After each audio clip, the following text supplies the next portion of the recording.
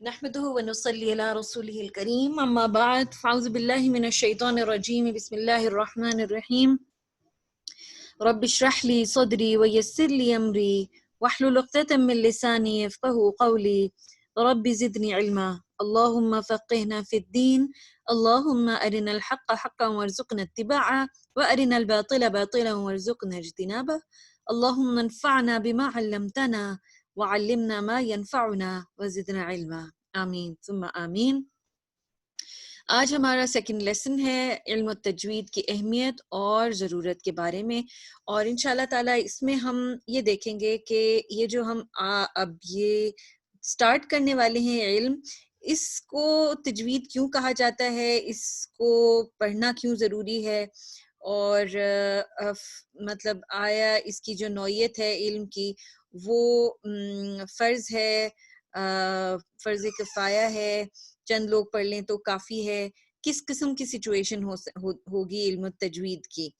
تو سب سے پہلے تو تجوید جو ہے، اس علم کی اہمیت اور ضرورت کیا ہے، اللہ سبحانہ و تعالیٰ خود جو ہے اس کے بارے میں فرماتے ہیں وَرَتَّلْنَاهُ تَرْتِيلًا، اور ہم نے اس قرآن کو واضح ادائیگی کے ساتھ اتارا۔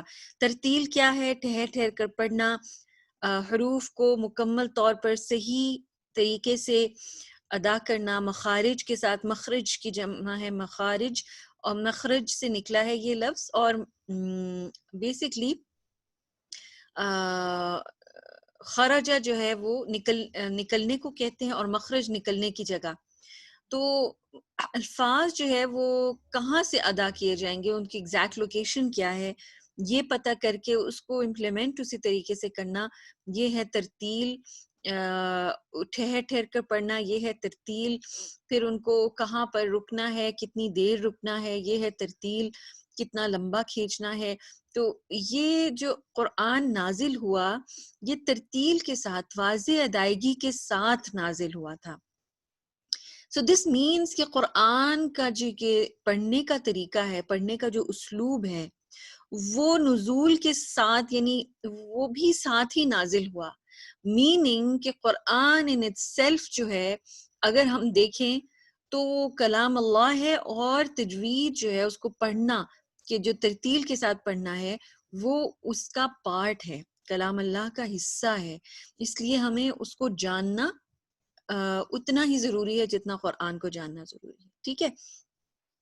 پھر اس کے علاوہ اللہ سبحانہ وتعالیٰ فرماتے ہیں الذین آتیناہم الکتاب یتلونہ حق تلاوتی، کہ جن لوگوں کو ہم نے کتاب دی وہ اس کی تلاوت کرتے ہیں جیسے حق ہے اس کی تلاوت کا۔ تو کتاب کے جو اہل ہیں، جن کو کتاب دی گئی ہے، اور ہم بھی ان میں شامل ہیں کیونکہ ہمیں بھی اللہ تعالیٰ نے کتاب دی ہے، ہم نے کتاب کی تلاوت کرنی ہے جیسا کہ حق ہے تلاوت کا۔ تو تلاوت کا حق جاننا، کیسے جانا جائے گا کہ اس کا حق کیا ہے؟ وہ ایسے ہی جانا جائے گا جبکہ اس کے پراپر رولز اینڈ ریگولیشنز کو سمجھ کے پڑھا جائے۔ پھر اللہ سبحانہ وتعالیٰ فرماتے ہیں وَرَتِّلِ الْقُرْآنَ تَرْتِيلًا، اور قرآن کریم کو ترتیل کے ساتھ پڑھو۔ سو اب آپ کو پتہ چلا کہ یہ ایک آرڈر ہے۔ Now this has become an order۔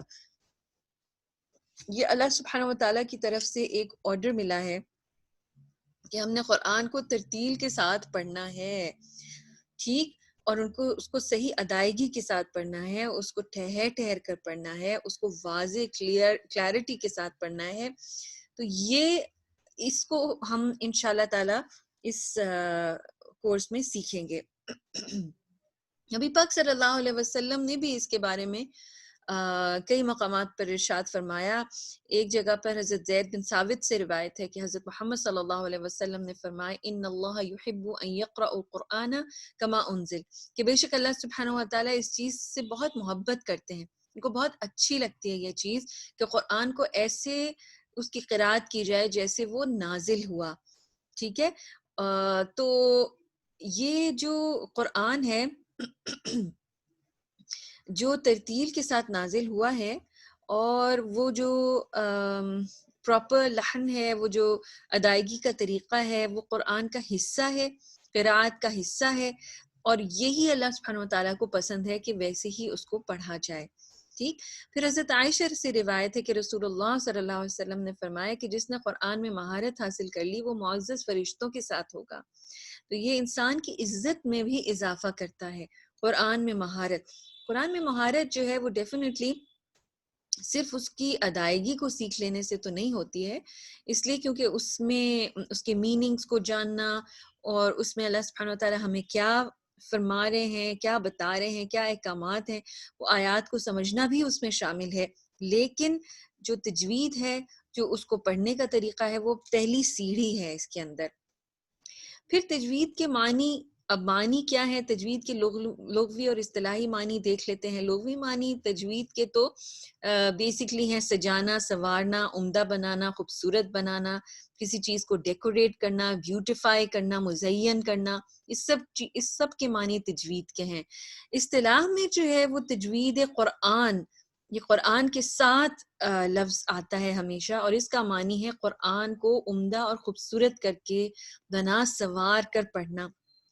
اس میں ہمیں نبی پاک صلی اللہ علیہ وسلم کی ایک حدیث بھی ملتی ہے جس کا مفہوم ہے کہ اپنی آواز کو قرآن کے ذریعے خوبصورت بناؤ، یعنی تجوید کا جیسے ہم تلاوت کرتے ہیں قرآن کو مزین کرو اپنی آوازوں، یعنی کہ اٹس ٹو ویز۔ بیسکلی اس کا مطلب یہ ہوا کہ جب ہم قرآن کو پڑھتے ہیں تو ہم بیوٹیفل آواز میں پڑھیں، اور اپنی آواز کے ذریعے سے قرآن کو مزید بیوٹیفیکیشن دیں اور خوبصورت بنائیں۔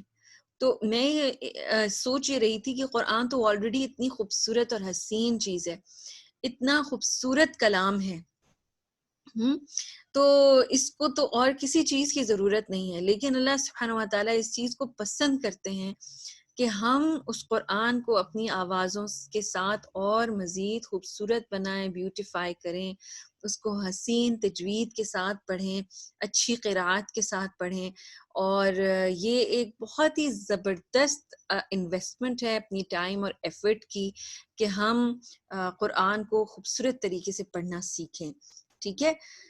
اور ایک اور ادر وے راؤنڈ اس طرح سے ہو جاتا ہے کہ جب ہم اس کو پڑھتے ہیں، قرآن کو پڑھتے ہیں، تو ہماری آواز بھی اچھی ہو جاتی ہے، ہماری آواز اور خوبصورت ہو جاتی ہے۔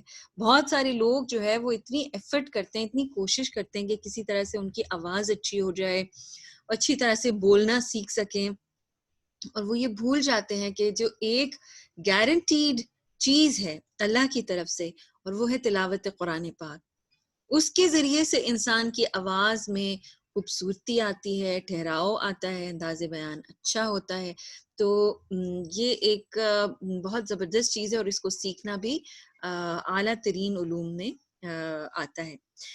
پھر یہ کہ تجوید جو ہے وہ اس کو یہ کیا چیز ہے، بیسکلی ماہرین نے جو اس کے ایکسپرٹس ہیں انہوں نے کچھ مخارج کے بارے میں ہمیں بتایا کہ یہ اس حرف کے نکلنے کی جگہ ہے۔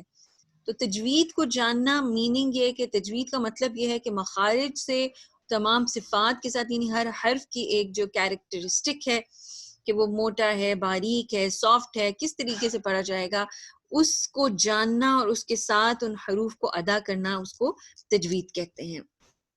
اب دیکھتے ہیں علم تجوید غرض اور فائدہ اور حکم۔ اس کی غرض کیا ہے؟ غرض جو ہے وہ بیسکلی اس کا جو ریزن ہے وہ کیا ہے؟ حروف قرآنیہ کی ادائیگی پر قدرت حاصل کرنا، مکمل طور پر گرفت حاصل کرنا، کہ ہمیں جو ہمارے لیے ہماری زبان پر ان کی روانگی آسان ہو جائے۔ عموماً ہم یہ دیکھتے ہیں کہ جب لوگ علم سیکھنا شروع کرتے ہیں یا بہت عرصے سے سیکھ بھی رہے ہوتے ہیں، وہ اس پر قدرت حاصل نہیں کیے ہوئے ہوتے ہیں، ان کو بہت سوچنا پڑتا ہے، عین اور قاف ادا کرنا ان کے لیے بہت ایک مشقت کا کام ہوتا ہے۔ تو بیسکلی اس میں جو پڑھنے کا مین سبب ہے، جو ریزن ہے کہ ہم علم تجوید کیوں پڑھیں، وہ اس لیے پڑھیں تاکہ ہمیں مکمل طور پر اس پہ عبور حاصل ہو، قدرت حاصل ہو، ہم اس کو آسانی کے ساتھ پڑھ سکیں۔ آپ دیکھیے جب کوئی گاڑی چلانا سیکھتا ہے تو وہ صرف بیٹھ کے اگر رولز کی کتاب پڑھتا رہے تو وہ گاڑی چلانا نہیں سیکھ سکتا، چاہے اس کو سارے ٹریفک کے قوانین آتے ہوں، لیکن جب تک وہ خود گاڑی چلائے گا نہیں تب تک اس کو گاڑی چلانی نہیں آئے گی۔ اسی طریقے سے آپ چاہے تجوید کی ساری کتابیں پڑھ لیں، سارے رولز اینڈ ریگولیشنز رٹ لیں، لیکن جب تک آپ پریکٹس نہیں کریں گے اور بے پناہ پریکٹس نہیں کریں گے تب تک آپ ان حروف قرآنیہ کی آیات کی ان کی ادائیگی پر دسترس آپ کو نہیں حاصل ہوگی، قدرت حاصل نہیں ہوگی، آپ اس کو مکمل طور پر اس کی ایکسپرٹیز نہیں حاصل کر سکیں گے، اور آپ آسانی کے ساتھ روانی کے ساتھ نہیں پڑھ پائیں گے. اس کے لیے پریکٹس بہت ضروری ہے. پھر اس کا فائدہ کیا ہے؟ سمپل، دونوں جہان کی کامیابی اور اللہ تعالیٰ کی خوشنودی حاصل ہو جاتی ہے. کیونکہ اللہ کا کلام ہے یہ، اور جتنا ہم اس میں وقت صرف کریں گے، جتنا ہم شوق اور لگن سے، کیونکہ دیکھیے اللہ تو ہمارے دلوں کے حالات کو جانتا ہے نا، اس کو معلوم ہے کہ ہم کتنی خوشی کے ساتھ اور کتنی ایکسائٹمنٹ کے ساتھ پڑھ رہے ہیں، ہمارے دل میں کتنا شوق اور لگن ہے. تو وہ چیز اللہ سبحانہ و تعالیٰ جب دیکھیں گے تو اللہ سبحانہ و تعالیٰ کی خوشنودی حاصل ہوگی. ہم اچھی طریقے سے اس کے کلام کو ریسائٹ کریں گے، پڑھیں گے، تو ڈیفینیٹلی اللہ سبحانہ و تعالیٰ جو ہے اس پہ راضی ہوں گے، اور فرشتے جو ہیں وہ سنتے ہیں آ کے کلام. تو یہ سب چیز جو ہے وہ انشاءاللہ تعالی ہمارے لیے آخرت کی کامیابی، نہ صرف آخرت کی کامیابی بلکہ دنیا کی کامیابی کا بھی ریزن بنے گی انشاءاللہ. پھر اس علم کے بارے میں حکم کیا ہے؟ اس کے بارے میں حکم یہ ہے کہ اس کو حاصل کرنا ہر مرد اور عورت پر فرض ہے. Everyone must know، یہ لازم و ملزوم ہے، ہر مسلمان مرد اور عورت کے لیے لازم ہے. اور درست طریقے سے قرآن کو پڑھنا یہ مسٹ ہے. یہ نہیں کہہ سکتے کہ جی ہمارے پاس ٹائم نہیں تھا، ہمیں معلوم نہیں تھا، یا ہم کر نہیں سکتے تھے. اللہ کا کلام جو ہے ایسی چیز نہیں ہے کہ جو اللہ سبحانہ و تعالیٰ نے بنائی ہو کہ کوئی اس کو صحیح طریقے سے پڑھ نہیں سکتا. نہیں، ہمیں جو ہے نا وہ آئس بریک کرنی ہے. ہم نے جو یہ اپنے ارد گرد ایک کھول بنایا ہوا ہے. کسی کو شرم آتی ہے اونچی آواز میں پڑھنے سے، کسی کو سبق سنانے میں شرم آنا شروع ہو جاتی ہے. یہ سب چیزیں جو ہیں، یہ بیریئرز ہمیں بریک کرنے پڑیں گے، توڑنے پڑیں گے، اور اپنے آپ کو ریلیکس کر کے اس چیز پہ لے کے آنا ہے کہ ہم نے شوق اور لگن سے اس کو سیکھنا ہے، پڑھنا ہے، اور اس کو جو ہے وہ بے انتہا پریکٹس کرنی ہے تاکہ ہم اس پر عبور حاصل کر سکیں. کیوں کرنا ہے؟ کیونکہ یہ علم افضل ترین علوم میں سے ہے. This is the best of the best of knowledge, اور یہ اس کا تعلق ڈائریکٹ کلام اللہ سے ہے. اس کو پڑھنا، اس کو سیکھنا اس لیے جو ہے وہ اس موٹیویشن کے ساتھ پڑھا جائے کہ ہم جب اس کو مثلاً 10 ٹائمز ریوائز کر رہے ہیں، 20 ٹائمز، 80 ٹائمز، 85 ٹائمز، تو ہم جو ہے وہ اعلیٰ ترین درجے کا کام کر رہے ہیں. یہ نہیں سوچنا چاہیے میرا وقت ضائع ہو رہا ہے یا پھر میں کوئی اور کام کر لیتی. نہیں، ہم اعلیٰ ترین درجے کا کام کر رہے ہیں، بیسٹ آف دا بیسٹ کام کر رہے ہیں. کیونکہ اس کا تعلق اللہ کے کلام کے ساتھ ہے. انشاءاللہ تعالی نیکسٹ جو ہم لیسن پڑھیں گے وہ تعوذ اور تسمیہ کا پڑھیں گے، اور اس کے بارے میں جو ہے وہ ہم اعوذ باللہ من الشیطان الرجیم کے بارے میں تو پڑھ ہی چکے ہیں کہ شیطان کے مکر و فریب سے بچنے کے لیے شروع میں یہ پڑھنا لازم ہے. اب سب سے چونکہ امپورٹنٹ کام ہے اس لیے سب سے زیادہ شیطان جو ہے وہ حملہ کرتا ہے، تو اس لیے ظاہر ہے یہ پڑھنا لازم ہے. تسمیہ جو ہے بسم اللہ الرحمن الرحیم کو کہتے ہیں. سب سے زیادہ پڑھے جانے والے الفاظ ہیں، لیکن بہت سارے لوگ جو ہے وہ اس کی روح سے ناواقف ہیں. بسم اللہ جو ہے اسم کے ساتھ، اس سے مراد ہے نام. اسم کا مطلب ہے نام، ٹھیک ہے. تسمیہ اسم سے ہے. اور وسم جو ہے جیسے کوئی نشانی لگانا، جیسے دو ایک جیسے گھوڑے اگر ان کو مارک لگایا جائے کہ یہ کس کو بلونگ کرتا ہے تو اس کو وسم کہتے ہیں. اب اسم جو ہے کسی کا نام اس کو آئیڈینٹیفائی کرتا ہے. اب اللہ سبحانہ و تعالیٰ کا جو نام ہے وہ یونیک ہے، وہ اللہ سبحانہ و تعالیٰ کو آئیڈینٹیفائی کرتا ہے. اور جب آپ کہتے ہیں بسم اللہ، اللہ کے نام کے ساتھ، الرحمن جو بہت زیادہ مہربان ہے، الرحیم جو بار بار رحم کرنے والا ہے، تو آپ اگر اس جملے کے فارم کو دیکھیں تو یہ انکمپلیٹ آپ کو لگتا ہے. بلکہ بہت سے گرامیرینز کہتے ہیں، زباندان کہتے ہیں کہ یہ جملہ مکمل نہیں ہے. یعنی کہ اگر مثلاً یہ کہ آپ کہیں کہ گاڑی میں، تو گاڑی میں کیا؟ ساتھ گاڑی، تو کیا مطلب؟ کچھ اور اس کے ساتھ لگانا ہوگا نا. تو اب یہ جو آپ کہتے ہیں بسم اللہ الرحمن الرحیم، 7 نام اللہ کے الرحمن الرحیم، تو اس کے بعد یا اس سے پہلے کیا ہونا چاہیے؟ اس کے بارے میں بہت ہی خوبصورت جو بات پتہ چلتی ہے وہ یہ کہ جو بھی ہم کام شروع کرنے والے ہوتے ہیں نا، وہ اس جملے کی تکمیل ہے. بیسکلی جیسے آپ یہ کہتے ہیں کہ میں اللہ کے نام کے ساتھ کھانا شروع کرتی ہوں، میں اللہ کے نام کے ساتھ تلاوت کرنا شروع کرتی ہوں، میں اللہ کے نام کے ساتھ یہ سورت پڑھنا شروع کر رہی ہوں. تو یہ چیز جو ہے، جو بسم اللہ الرحمن الرحیم ہے، یہ کسی بھی کام کے ساتھ لازم و ملزوم ہو جاتی ہے. وہ کام انکمپلیٹ رہ جاتا ہے، نامکمل رہ جاتا ہے اگر آپ اس کو پہلے نہ پڑھیں.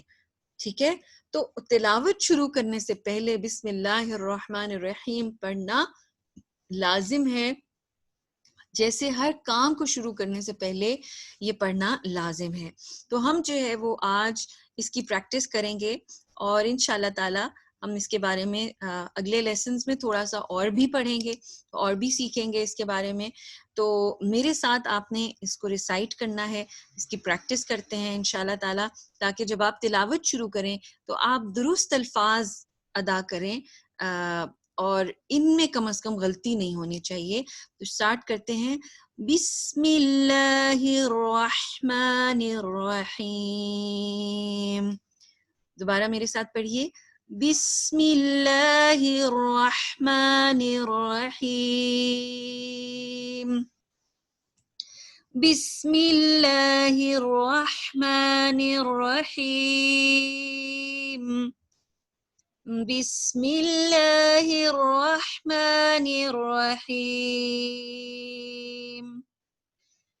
بسم اللہ الرحمن الرحیم. بسم اللہ الرحمن الرحیم. بسم اللہ الرحمن الرحیم. بسم اللہ الرحمن الرحیم. اس لیسن میں آپ کا یہی کام ہے کہ آپ نے اس کی خوب پریکٹس کرنی ہے، تسمیہ کی، اور اس کو بسم اللہ بھی کہتے ہیں. اس کی آپ نے پریکٹس کرنی ہے، اور انشاءاللہ تعالی ہم آپ سے نیکسٹ لیسن میں سنیں گے. السلام علیکم ورحمۃ اللہ وبرکاتہ.